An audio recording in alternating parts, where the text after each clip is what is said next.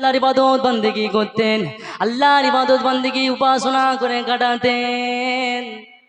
আল্লাহর ওই বান্দাটি যখন ইন্তেকাল করেছিল, ইন্তেকালের পরে ওই বান্দাটি যখন আল্লাহর সম্মুখে হাজির করা হয়েছিল, ওই সময় ওই বান্দাটি তখন বলেছিল, আল্লাহ পাক, উনি এতটা ইবাদত বান্দেগী করেছিল। আল্লাহ পাক তখন বললেন, আমার এই বান্দাটি দুনিয়ার জমিন আমার সারাটা জীবন কাযিরুনা রাহিমানা ওয়া রাহিমাকুমুল্লাহ। قال الله تعالى في كلامه المجيد والفرقان الحميد إن الله وملائكته يصلون على النبي يا أيها الذين آمنوا صلوا عليه وسلموا تسليما اللهم এই জায়গাগুলো চলে আসেন না, যারা রাস্তায় বসে আছেন জায়গাগুলো পূরণ করেন, আসেন না।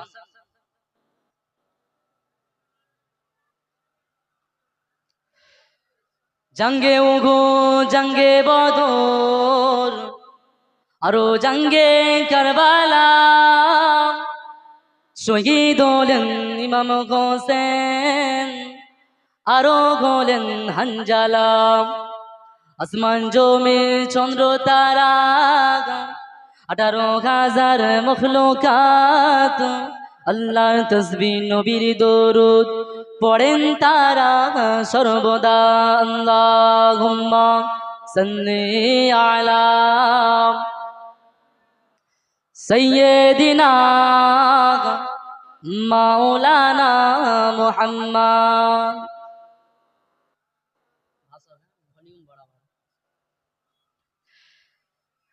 ऐ दीन के गद्दार बुलाओ क्या उमर को, कर देंगे तड़ी पार बुलाओ क्या उमर को। ऐ दीन के गद्दार बुलाओ क्या उमर को, कर देंगे तड़ी पार बुलाओ क्या उमर को। ऐ दीन के गद्दार बुलाओ क्या उमर को, कर देंगे तड़ी पार बुलाओ क्या उमर को। जोरे बोलबे ना सुबहान अल्लाह, আর একটু জোরে বলুন না সুবহান আল্লাহ। ऐ दीन के गद्दार बुलाओ क्या उमर को, कर देंगे तड़ी पार बुलाओ क्या उमर को। ला शिबगा वाला मिसला वाला कुफली मौला, ला वालिद ला अम्मा व खाला, अम्मा व खाला। ला शिबगा वाला मिसला वाला कुफली मौला, ला वालिद ला अम्मा व खाला, अम्मा व खाला।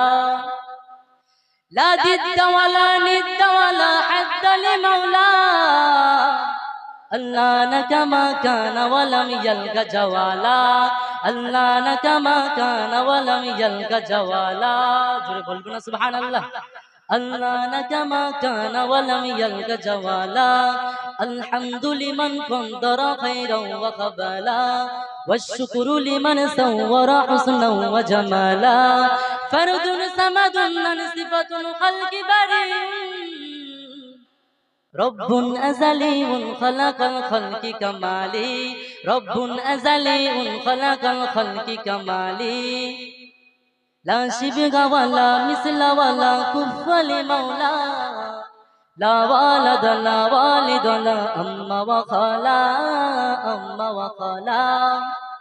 ला शिबगा वाला मिसला वाला कुफली मौला, ला वालिद ला अम्मा व खाला, अम्मा व खाला।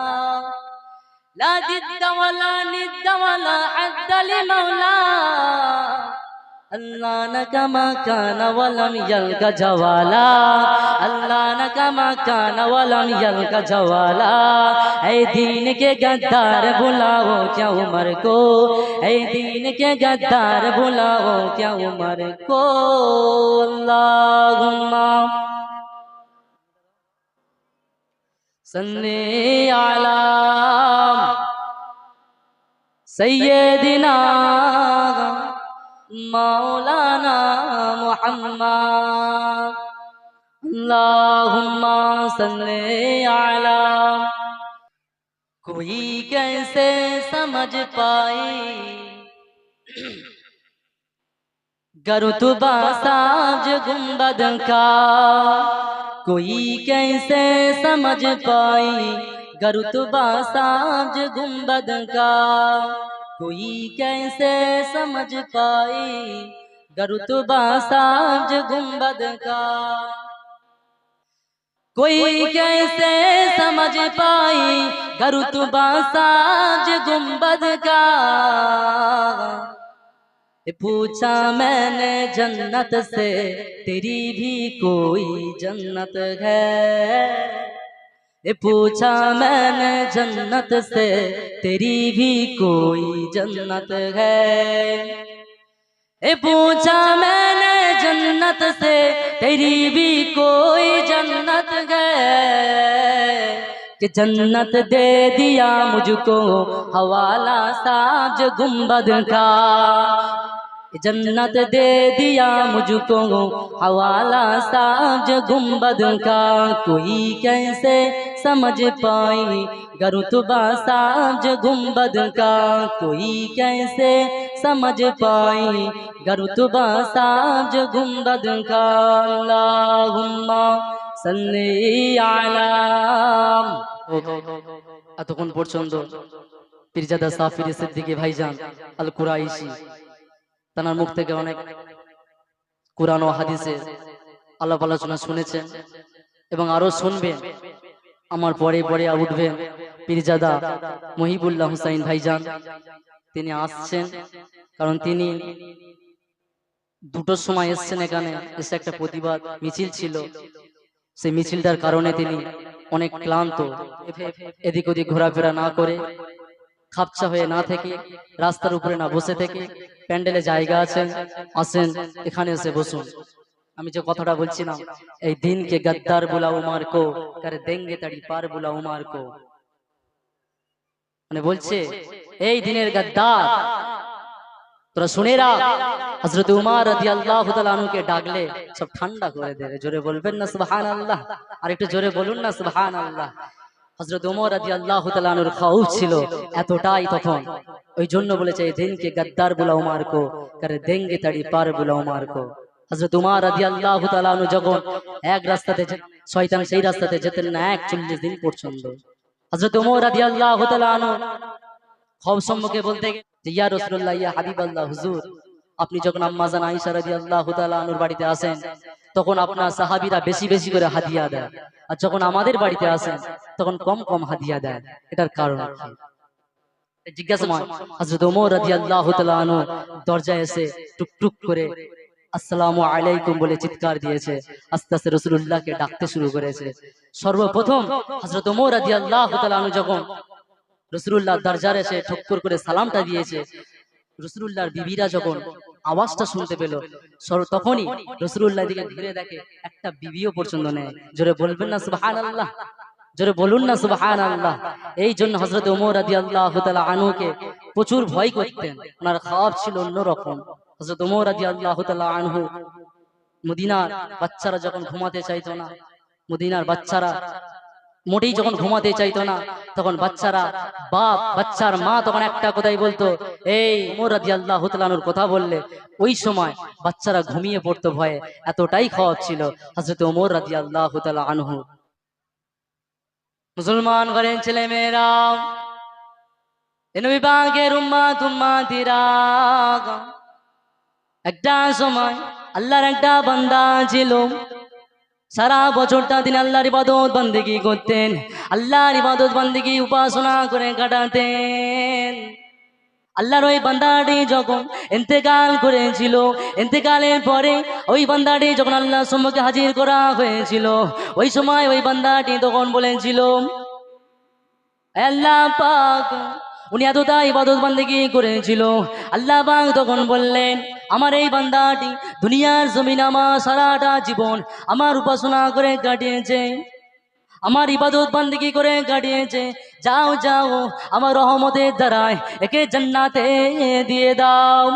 এই কথাটা বলার পরে ওই বান্দাটি তখন মনে মনে একটা কথা প্রশ্ন উঠে উঠল, আমি আল্লাহ সারাটা জীবন আমি তো আল্লাহ দুনিয়ার জীবনে আল্লাহর ইবাদত বান্দিগি করেছি, সব সময়ের জন্য আল্লাহর উপাসনা করেছি, আল্লাহর ইবাদত করেছি।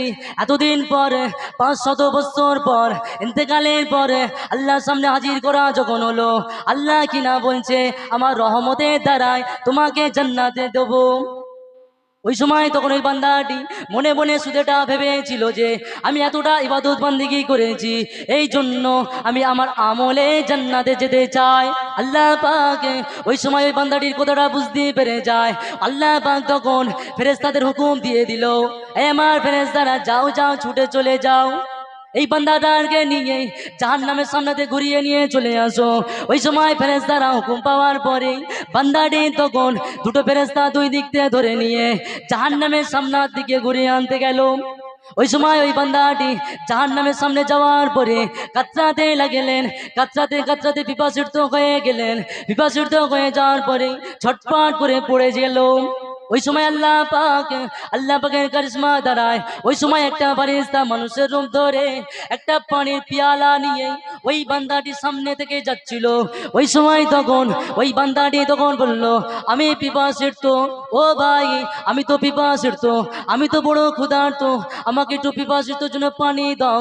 ওই সময় তখন ওই বান্দাটি তখন বলেছিল, আমি পানি দিতে পারি, কিন্তু আপনার যত আমল আছে, আপনার 500 বছরের আমল যতটুকু আছে, আমার সব আমল দিয়ে দিতে হবে। ওই সময় আল্লাহ পাকের ওই বান্দাটি তখন কিছু আর ভাবলো না।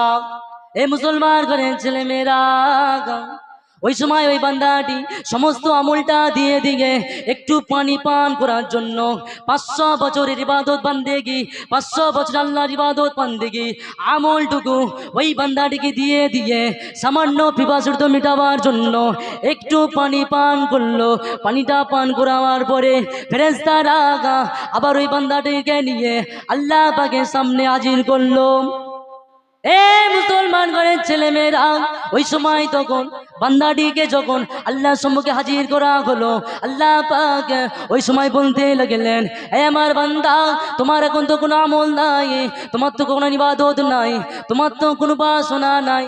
তুমি যে 500 বছর ইবাদত করেছিলে, তুমি যে 500 বছরে আমল করেছিলে, সমস্ত আমলটুকু সমস্ত ইবাদতটুকু আমার ওই বান্দাটিকে দিয়ে দিলেন।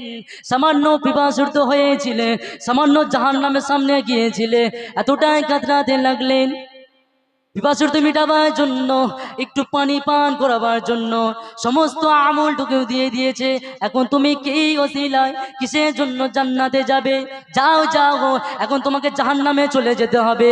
ওই সময় ওই বান্দাটি যে কিনা 500 বছর ইবাদত করেছিল, 500 বছর আমল করেছিল, 500 বছর উপাসনা করার পরে আল্লাহ পাকের সামনে হাত জোর করে কাঁদতে লাগলেন, ছটফট করতে লাগলেন, আল্লাহ পাক আপনি তো রহমান, আপনি তো রহিম, আপনার রহমান নামের ওসিলায় আমাকে জান্নাতে দিয়ে দেন। আমি তো বুঝতে পারি না আগে। আল্লাহ পাক তার মনের বেদনাটা বুঝতে পারলো। ওই সময় আল্লাহ পাকে নিজের রহমতের ওসিলা দেখাবার জন্য, রহমত দেখাবার জন্য, রহমান দেখাবার জন্য, রহিম দেখাবার জন্য, এই জন্য তিনি কতটা দয়ালু, তিনি কতটা গফুরুর রহিম। ওই সময় তখন আল্লাহ পাক তখন বলে উঠলে, এ আমার বান্দা, তুমি তো জাহান্নামী হয়ে গেছো, যাও যাও, তুমি যেহেতু 500 বছর ইবাদত করেছো, 500 বছর আমল করেছো, তুমি দুনিয়ার ফিতনায় ছিলে না, দুনিয়ার গুনার মধ্যে ছিলে না, এই জন্য আমি আমার রহমতের ওসিলায় তোমাকে জান্নাতে দিয়ে দিলাম। জোরে বলবেন না সুবহানাল্লাহ? নারে তাকবীর, নারে তাকবীর। যাই হোক, আমার এক ভাই এসেছে, জামালউদ্দিন মাওলানা সাহেব ভাইজানের সাথে এসছেন, তিনিও খুব ভালো ওয়াজ নসিহত করেন। আপনারা ওটাওটি করবেন না, যতজন আছেন থাকবেন। এনার পরে পরেই মহিবুল্লাহ হুসাইন ভাইজান তিনি তাশরিফ নিয়ে আনবেন। এদিক ওদিক কেউ ঘোরাফেরা করবেন না, আদবের খিলাফ হয়ে যাচ্ছে, যেহেতু ভাইজান আসছেন, ভাইজান আছেন। দরুদ শরীফ আল্লাহুম্মা